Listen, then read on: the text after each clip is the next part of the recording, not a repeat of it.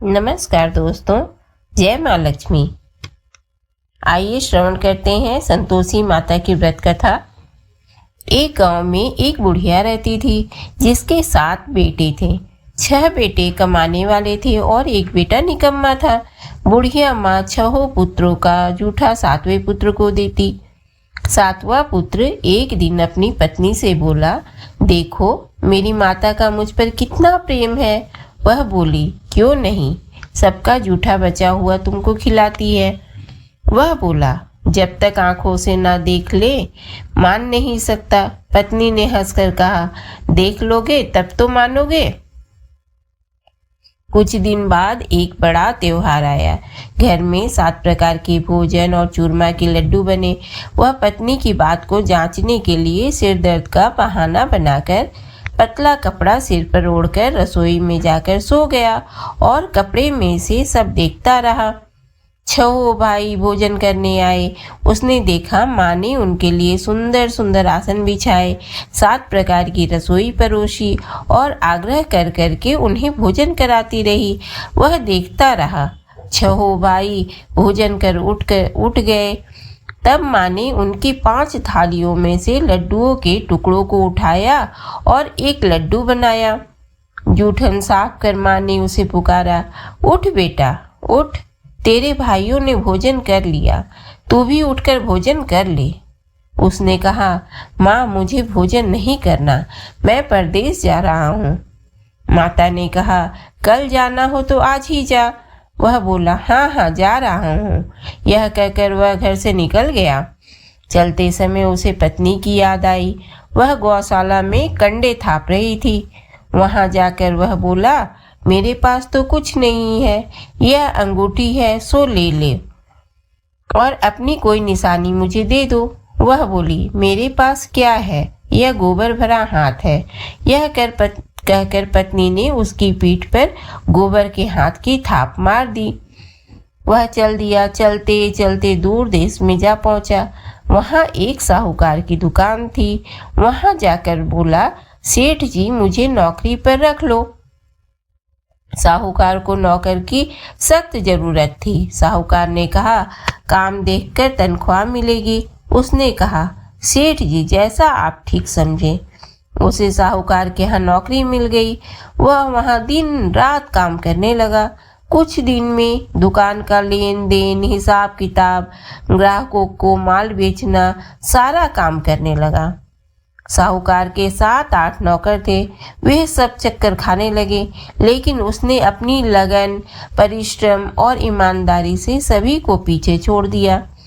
उसे अपने किए का फल मिला। सेठ ने भी उसका काम देखा और 3 महीने में ही उसे मुनाफे में साझीदार बना लिया। परिश्रम करते करते 12 वर्ष में ही वह नगर का नामी सेठ बन गया और सेठ अपना सारा कारोबार उस पर छोड़कर बाहर चला गया। इधर उसकी पत्नी पर क्या बीती वह सुने। सास ससुर उसे दुख देने लगे। गृहस्थी का सारा काम उससे लकड़ी लेने जंगल में भेजते। इस बीच घर की रोटियों के आटे से जो भूसी निकलती उसकी रोटी बनाकर रख दी जाती और फूटे नारियल की नरेली में पानी दिया जाता। इस तरह दिन बीतते रहे। एक दिन वह जब जंगल में लकड़ी लेने जा रही थी, तब उसे रास्ते में बहुत सी स्त्रियां संतोषी माता का व्रत करती दिखाई दी। यह वहां खड़ी होकर पूछने लगी, बहनों यह तुम किस देवता का व्रत करती हो और इसको करने से क्या फल मिलता है? इस व्रत के करने की क्या विधि है? यदि तुम अपने इस व्रत का विधान मुझे समझा कर कहोगी तो मैं तुम्हारा बड़ा एहसान मानूंगी।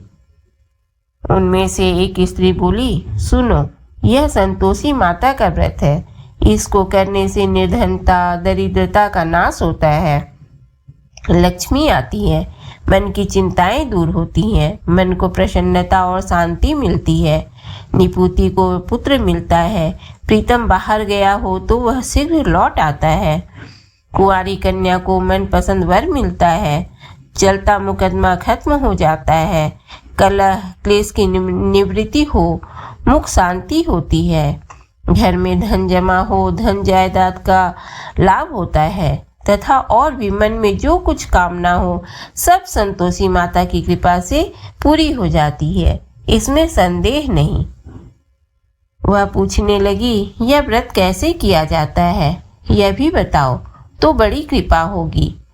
वह स्त्री कहने लगी, बिना परेशानी, श्रद्धा और प्रेम से जितना भी बन सके प्रसाद लेना, 5.25 पैसे से 5.25 आने तथा इससे भी ज्यादा शक्ति और भक्ति के अनुसार गुड़ और चना लें। हर शुक्रवार को निराहार रहकर कथा कहना, सुनना, इसके ओम बीज कम नहीं टूटे।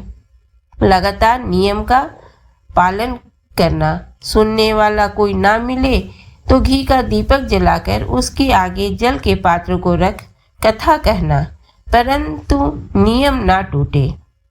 जब तक कार्य सिद्ध ना हो नियम पालन करना और कार्य सिद्ध हो जाने पर व्रत का उद्यापन करना।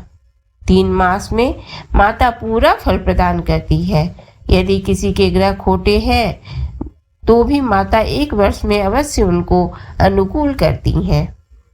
कार्य सिद्ध होने पर ही उद्यापन करना चाहिए, बीच में नहीं। उद्यापन में 2.5 सेर आटे का खाजा तथा इसी अनुसार खीर तथा चने का साग बनाना।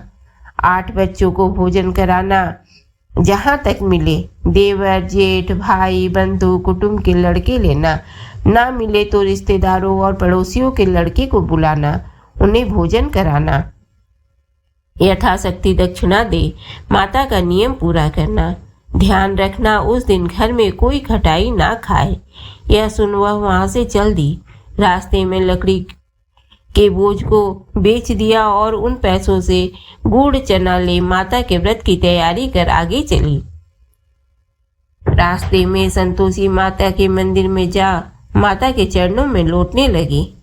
विनती करने लगी, माँ मैं दीन हूँ, निपट मूर्ख हूँ, व्रत के नियम कुछ नहीं जानती, मैं बहुत दुखी हूँ। हे माता मेरा दुख दूर करो, मैं तेरी शरण में हूँ।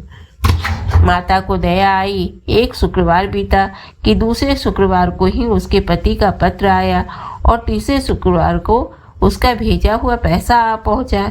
यह देखकर जेठानी मुंह सिकोड़ने लगी। इतने दिनों बाद इतना पैसा आया, इसमें क्या बड़ाई है। लड़के ताने देने लगे। काकी के पास अब पत्र आने लगे, रुपया आने लगा। अब तो काकी की खातिर बढ़ेगी। अब तो काकी बुलाने से भी नहीं बोलेगी।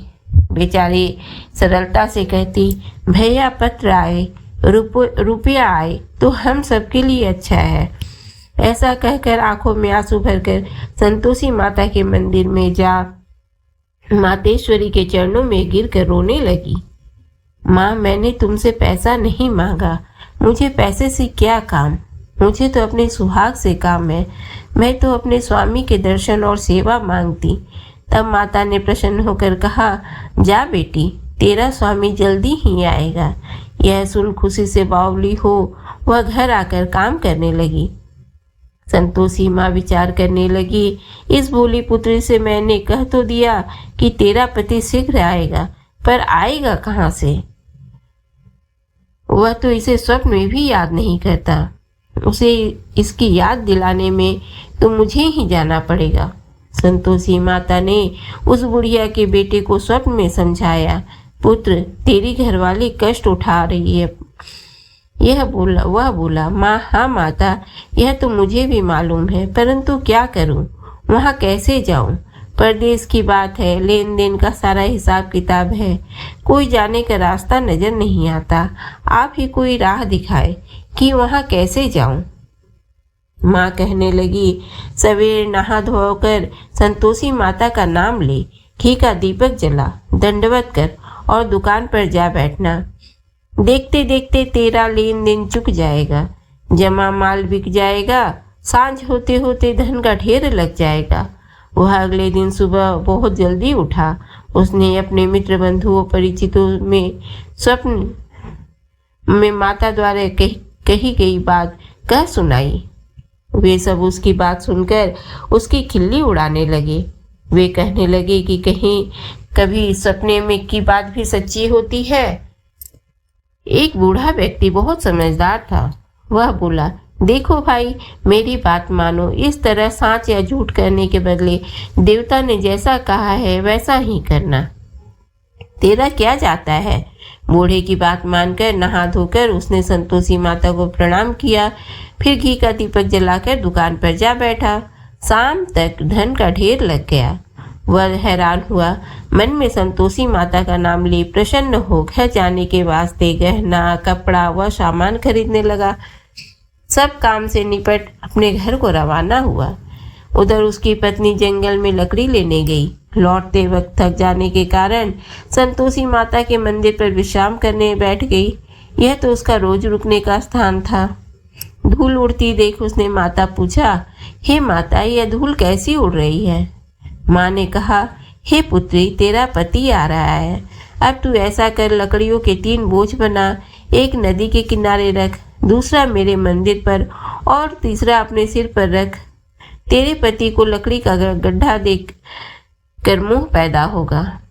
यह वहाँ रुकेगा, नाश्ता पानी बनाकर माँ से मिलने जाएगा। तू लकड़ी का बोझ उठाकर जाना और बीच चौक में गड्ढा डालकर 3 आवाजें जोर से लगाना। लो सासू जी, लकड़ियों का गट्ठा लो, भूसी की रोटी दो, नारियल के खोपरे में पानी दो। आज कौन मेहमान आया है? संतोषी माँ की बात सुनकर वह बहुत अच्छा माँ कहकर प्रसन्न मन से लकड़ियों के 3 बोझ बना लाई। एक नदी के तट पर, दूसरा माता के मंदिर पर रखा। इतने में ही मुसाफिर वहां आ पहुंचा। सूखी लकड़ी देख उसको इच्छा हुई कि अब यहीं विश्राम कर ले और भोजन बनाकर खा पीकर गांव चले। इस प्रकार भोजन कर विश्राम कर वह अपने गांव में आ गया। उसी समय बहू सिर पर लकड़ी का गड्ढा लिए आई। उसने गट्ठा को आंगन में डाल जोर से 3 आवाजें दी। लो सासू जी, लकड़ी का गट्ठा लो, भूसी की रोटी दो, नारियल के खोपरे में पानी दो। आज कौन मेहमान आया है? यह सुनकर सास ने अपने दिए हुए कष्टों को भुलाने के लिए कहा, बहू तू ऐसा क्यों कहती है? तेरा मालिक ही तो आया है। बैठ, मीठा भात खाकर कपड़े गहने पहन। पत्नी की आवाज सुनकर उसका स्वामी बाहर आया और उसके हाथ में पहनी अंगूठी देख व्याकुल हो गया। उसने माँ से पूछा, माँ यह कौन है? माँ बोली, बेटा तेरी पत्नी है। आज 12 वर्ष हो गए जब से तू गया है, तब से सारे गांव में जानवर की तरह भटकती फिरती है। काम काज कुछ करती नहीं, 4 समय आकर खा जाती है। अब मुझे देखकर भूसी की रोटी और नारियल के खोपरे में पानी मांगती है। वह बोली, माँ मैंने इसे भी देखा है और तुम्हें भी। मुझे दूसरे घर की चाबी दो, मैं उसमें रहूंगा। माँ, ठीक है बेटा, जैसी तेरी मर्जी, कहकर माँ ने चाबी का गुच्छा बेटे के सामने रख दिया। उसने दूसरे घर को खोलकर सारा सामान जमाया। एक ही दिन में वहां राजा के महल जैसा ठाट बाट बन गया। अब क्या था, वह सुख भोगने लगी। अगला शुक्रवार उसने पति से कहा, मुझे संतोषी माता का उद्यापन करना है। पति बोला, बहुत अच्छा, खुशी से कर लो। वह उद्यापन की तैयारी करने लगी। जेठ के लड़कों को भोजन के लिए कहने गई। उन्होंने मंजूर किया, परंतु पीछे से जेठानी ने अपने बच्चों को सिखलाया, देखो रे, भोजन के समय सब लोग खटाई मांगना, जिससे उसका उद्यापन पूरा ना हो। लड़के भोजन करने आए, खीर पेट भरकर खाई, परंतु बात याद आते ही कहने लगे, हमें कुछ खटाई खाने को दो, खीर खाना हमें भाता नहीं, देख कर अरुचि होती है। लड़के उठ खड़े हुए, बोले, पैसे लाओ। भोली बहू कुछ जानती ना थी, उसने उन्हें पैसे दे दिए। लड़कों ने बाजार जाकर उन पैसों से इमली खरीदी और खाई। यह देखकर बहू पर माताजी ने कोप किया। राजा के दूत उसके पति को पकड़ कर ले गए। अब सब मालूम हो जाएगा जब जेल की रोटी खाएगा। बहू से यह वचन सहन नहीं हुए। वह संतोषी माता के मंदिर में गई और कहने लगी, माता तुमने यह क्या किया? हंसाकर क्यों रुलाने लगी? माता बोली, पुत्री तूने मेरा व्रत भंग किया है, इतनी जल्दी सब बातें भुला दी। वह बोली, माता भूली तो नहीं हूँ, ना कुछ अपराध किया है, मुझे तो लड़कों ने भूल डाल दिया। मुझे क्षमा करो माँ। माँ बोली, ऐसी भूल भी कहीं होती है? यह बोली, अब कोई भूल नहीं होगी। अब बताओ मेरे पति कैसे आएंगे? माँ बोली, पुत्री जा, तेरा पति तुझे रास्ते में ही आता मिलेगा।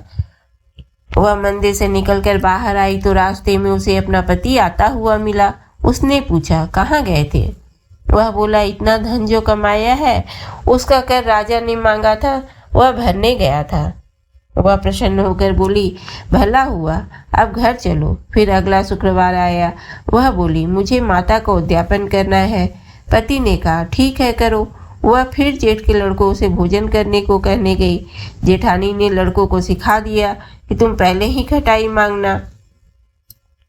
लड़के भोजन करने बैठे, लेकिन भोजन करने से पहले ही कहने लगे, हमें खीर पूरी नहीं भाती, जी बिगड़ता है, कुछ खटाई खाने को दो।